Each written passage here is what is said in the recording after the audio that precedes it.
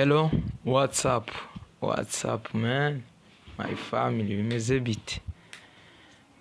Twe tumeze fresh kabisa muri studio zacu, ntarebi, turashima Imana. Biragenda twese tubona buca tukabyuka amahoro. Nari mbakumbuye sana. Wowe utameze neza, shima Imana. Kandi wongere usenge. Nawe umeze neza, ntiwirate, ukomeze ushime Imana kuko niyo ishoboye byose. Guys, wowe umaze gukanda subscribe kuri Gasanga TV, reka ngushimire. Ndagushimiye rwose, wagize neza, kandi nawe wanditse commentaire yawe narayibonye. Muri abantu b'imfura, muri abantu b'imfura kabisa, mukomeza mudukurikirana, muzamugira neza cyane. Ikintu rero gisabwa, nutarakanda subscribe, kanda kugira ngo ibintu bikomeze bigenda neza, kuko hano kuri Gasanga hariho topic zimeze neza cyane. Guys, rero bimeze bite uno munsi? Andika tese niki nazanye. Dore nazanye top 10 y'abakobwa bazi kuririmba mu gisagara ca Bujumbura. Top 10 y'abakobwa bazi kuririmba mu buryo nta wundi mukobwa ushobora kubicaza. Aba bakobwa bafite hit. Umukobwa utisanga muri no top 10 ubwo azisanga muri top 5. Nta kundi, yihangane rwose. Nawe wamaze kwisanga muri top 10, ukomeze usenge unashima Imana kuko niyo ishoboye byose. Aho mugeze n'Imana yabikoze, ariko nyine n'impano zanyu kavukire. Guys, ku mwanya w'10 ntabwo twirirwa dutinda. Ku mwanya w'10 twahasanze umukobwa witwa Divine ari ku mwanya w'10. Ni umukobwa mwiza cyane, arahagaze neza, azi kuririmba muri ministere. Uno mwana, uno mukobwa reka da, ararenze, afite impano nziza cyane. Kandi mukomeze mumushigikire, mukomeze mumutumire mu bitaramo, akomeze atera imbere kurushaho uko bimeze. Guys, tutiriwe dutinda, ku mwanya w'9 hariho umukobwa witwa Kibasumba ari ku mwanya w'9. Uno mukobwa iyo agufatiye microphone akora ibintu bimeze neza cyane. Mu kuramya niwe wa mbere, aba afite hit kabisa. Ahantu yakora ni igiterane, umuntu uzumwa inzoga azataha yakijijwe, agashika asoma Bible. Guys, ku mwanya w'8 ntiriwe ntinda, hariho umukobwa bita Mushima. Ararenze cyane, azi kuririmba izi ndirimbo zijanye n'ibisirimba. Umukunga azi kuririmba neza, kandi afite na channel imeze neza, ihagaze neza kabisa. Abantu mukomeze mumushigikire, mumuteze imbere, mu mwagure, kuko afite impano nziza yo kuririmba kandi arabishoboye. Ahantu abari haba hameze neza, sino kubwira. Guys, tutiriwe dutinda rero, kanda subscribe wewe umaze kubona iki kiganiro kuri Gasanga TV, uraba ugize neza. Ku mwanya wa 7 hariho umwana w'umukobwa azi kuririmba neza, yagaragaye mu bitaramo bitandukanye, yagaragaye kuri T-Brave, ararenze cyane. Nta wundi ngo ni Beya, niwe mukobwa uzi kuririmba neza, ari mu kibanza ca karindwi. Indirimbo yaririmbye kuri channel ya T-Brave zari zimeze neza, niho naje mumenyera. Guys, twaje ku mwanya wa gatandatu, nta bintu byo gutinda. Ku mwanya wa gatandatu hariho umwana w'umukobwa azi kuririmba neza, azi gukora igitaramo ahantu ari kabisa, n'amavuta, ibintu biba birenze. Uwo mukobwa nta wundi uri ku mwanya wa gatandatu, bamwita Kentia.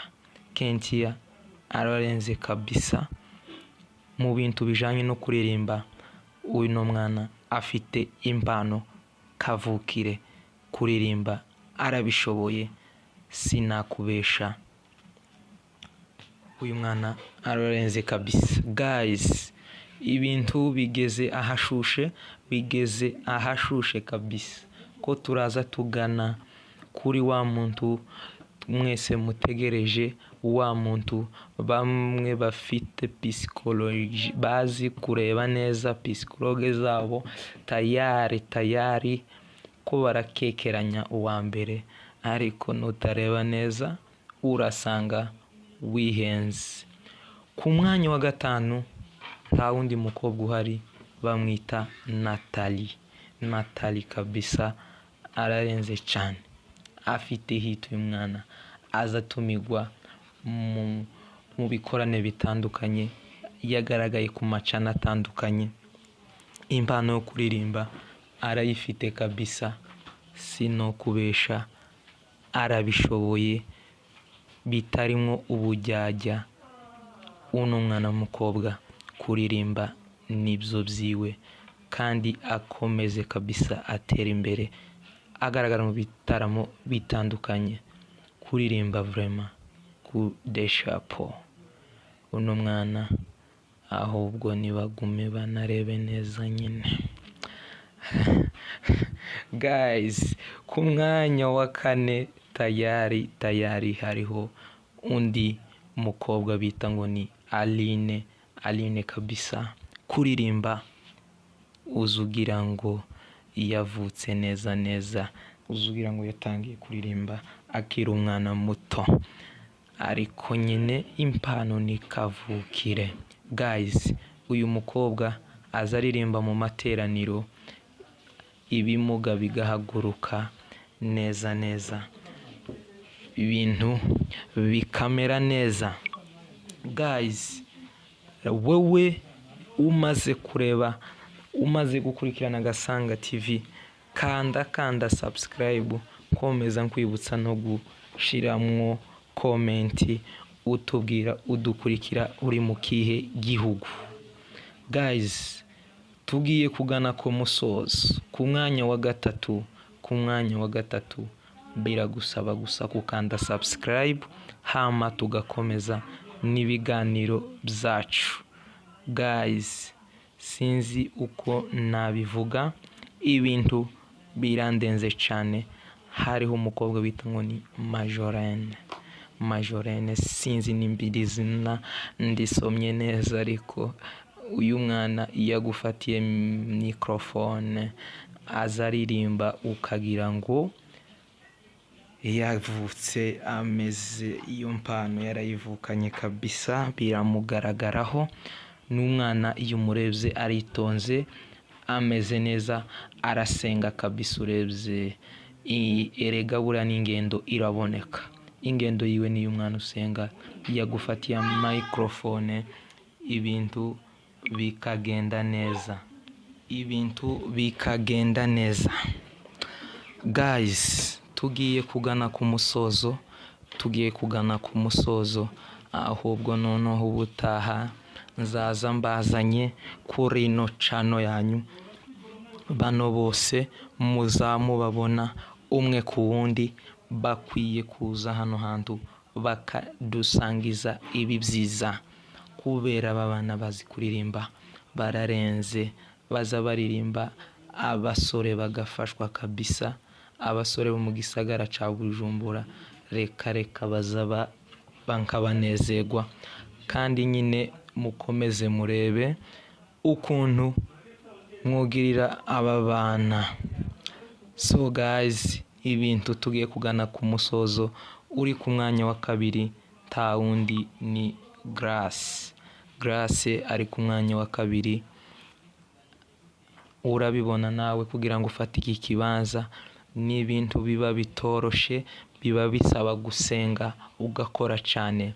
Uyu mwana w'umukobwa afite hit kabisa, azi kuririmba, yagaragaye mu mavideo atandukanye ku macana atandukanye, arabizi kabisa.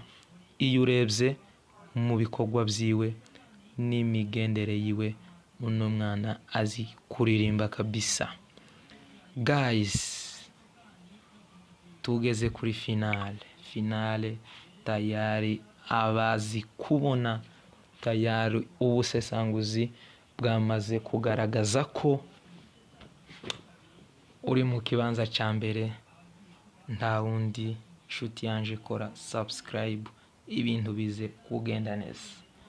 Mu kibanza cya mbere hariho umwana w'umukobwa wamenyekanye cyane kuri channel yitwa Iwacu Online TV. Niho twaje tumubonera. Buriya ibikorwa nibyo bikugira uwo uriwe. Udafite ibikorwa ntukibeshe ngo uzigera ugaragara ahantu. Mu kibanza cya mbere hariho umwana w'umukobwa bita ngo ni Kinoro. Niwe uyoboye mu gisagara cya Bujumbura mu kuririmba. Guys, icyo bisaba abandi nabo bakomeze bakore kugira ngo bazaze batsindire ico kibanza kindi. Guys, wowe waba ufite yawe top 10 y'abazi kuririmba? Jewe ni yingi nakoresheje ubusesanguzi niko zagaragaye. Rero wabipinze, ja muri comment utubwire uzani yawe top 10 tuze turebe. Kuri ariko ni Gasanga TV izibazanira ibintu bimeze neza, ntabwo ija yihenda. So guys, tugana ku musozo. Icyo usabwa kanda subscribe, udushigikire, ukore na partage kugira ngo ibiganiro muzaza mu